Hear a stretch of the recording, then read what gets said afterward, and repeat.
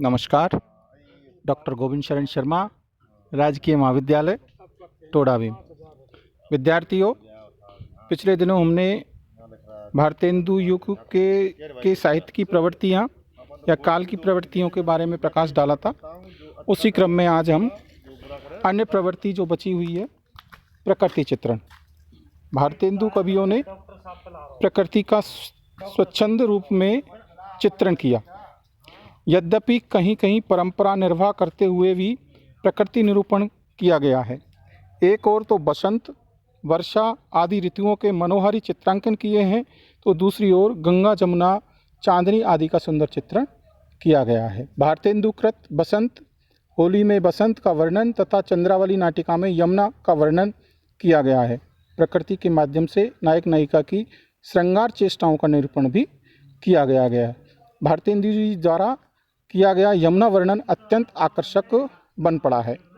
तरनी तनुजा तट तमाल तरवर बहु छाए, झुके कूल सो जल फरसत हित मनहु सुहाए। भारतेंदु युग में हास्य व्यंग्य की प्रधानता भी देखी जाती है। इस काल के कवियों ने हास्य व्यंग्य परक रचनाओं के माध्यम से साहित्य में अपनी भावनाओं को अभिव्यक्ति दी है। अंग्रेजी शासनकाल, पाश्चात्य सभ्यता, सामाजिक अंधविश्वास एवं रूढ़ियों पर करारी चोट की है। भारतेंदु जी ने अपने नाटकों एवं एकांकियों में व्यंग्योक्तियों के माध्यम से तत्कालीन परिस्थितियों का बहुत ही सुंदर चित्रण किया है। अंधेर नगरी में उन्होंने कहा है, चूरन साहब लोग जो खाता, सारा हिंद हजम कर जाता। नए जमाने की मुकरी में कवि ने सामाजिक बुराइयों पर व्यंग्य किए हैं।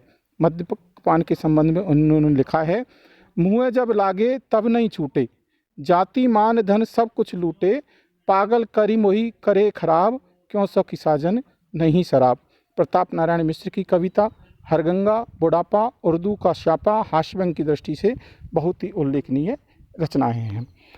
इस काल में समस्या पूर्ति के ऊपर भी लिखा गया। भारतेंदु काल के कवि समस्या पूर्ति के रूप में भी काव्य रचना करते थे। कोई एक पंक्ति या पद्यांश समस्या के रूप में दिया जाता था और कविजन विलक्षण कल्पनाएं करते हुए उस समस्या की पूर्ति हेतु काव्य रचना करते थे। समस्या पूर्ति का प्रमुख नियम यह था कि दी गई पंक्ति छंद या कविता के अंत में आनी चाहिए। समस्या पूर्ति की यह परंपरा कवियों की प्रतिभा को परखने एवं उनके रचना कौशल की था पाने की कसौटी समझी जाती थी। कवि गोष्ठियों में समस्या पूर्ति की प्रतियोगिता होती थी और रसिक समाज उन्हें बड़े चाव से सुनता था। समस्या पूर्ति के लिए जो विषय दिए जाते थे वे प्राय श्रृंगार से संबंधित होते थे। कानपुर की एक संस्था रसिक समाज में एक बार समस्या पूर्ति के लिए एक पंक्ति दी गई, पपीहा जब पूछी है पीब कहाँ। इस समस्या की पूर्ति पंडित प्रताप नारायण मिश्र ने इस प्रकार की, बन बैठी है मान की मूरत सी, मुख खोलत बोले ने नाही ने हाँ, नाही ने हाँ, तुम ही मनुहारी के हारी परे, सखियाँ की कौन चलाई तहाँ। वर्षा है प्रताप जो धीर धरो, अबलो मन को समझायो जहाँ।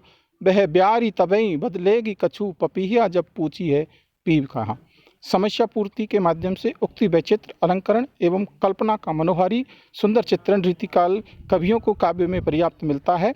समस्या पूर्ति से संबंधित इस काल के प्रमुख कवि हैं अंबिका दत्त व्यास कृत समस्या पूर्ति सर्वस्व आदि प्रमुख है। इस काल में भाषा का प्रयोग, इस काल में विशेषकर भारतेंदु जी युग के अधिकांश कवियों ने ब्रजभाषा में ही काव्य रचना की है। यद्यपि खड़ी बोली का प्रयोग इस काल में प्रारंभ हो गया था। इन कवियों की भाषा पद्माकर एवं घनाकंद जैसी परिष्कृत भाषा तो नहीं है, किंतु उसमें प्रभाव एवं स्वाभाविकता है। पंडित प्रताप नारायण की ब्रजभाषा में कन्नौजी का प्रभाव तथा उर्दू शब्दों का प्रयोग साफ झलकता है। भारतेंदु जी ने यद्यपि साफ सुथरी ब्रजभाषा का प्रयोग किया है, तथापि उनकी रचना फूलों का गुच्छा में उर्दू के पर्याप्त शब्द हैं। इस काल के कुछ कवियों ने खड़ी बोली में भी रचनाएं लिखी, पर वे कला एवं भाव की दृष्टि से उतनी प्रभावपूर्ण नहीं है। भारतेंदु युग में मुक्तक काव्य की प्रधानता रही। सामयिक विषयों पर उपदेशपरक फुटकर पद्य लिखे गए, जिसमें भाव की गहनता एवं कला का उत्कर्ष दिखाई नहीं पड़ा। कुछ रचनाएं तुकबंदियाँ मात्र प्रतीत होती है। अधिकांश कवियों ने मुक्तक शैली में लिखा तथा कुछ प्रबंध काव्य भी लिखे। इन कवियों में दोहा, चौपाई, कुंडली या रोहा, सवैया, हरिगीत का कवित्व जैसे परंपरागत छंदों में काव्य रचना की। छंदों की दृष्टि से इनके काव्य में विविधता है। भारतेंदु युग के कवियों ने कविता को रीतिकालीन परिवेश से निकालकर सामूहिक समस्याओं से जोड़ दिया। विदेशी शासकों के अत्याचार का वर्णन भी उन्होंने किया, भले ही वे दबी जबान से किया गया है। भारतेंदु के रूप में एक सबल साहित्यकार हिंदी को प्राप्त हुआ। वे सच्चे अर्थों में आधुनिक काल के जनक कहे जा सकते हैं। राष्ट्र और समाज को उद्बोधन देते हुए उन्होंने कवि कर्तव्य का बखूबी पालन किया। इनके लिए भी साधुवाद के पात्र हैं। वस्तुतः भारतेंदु काल की ये सभी विशेषताएं हैं, बहुत ही अनुकरणीय हैं और हमें आगे का रास्ता प्रशस्त करने वाली है।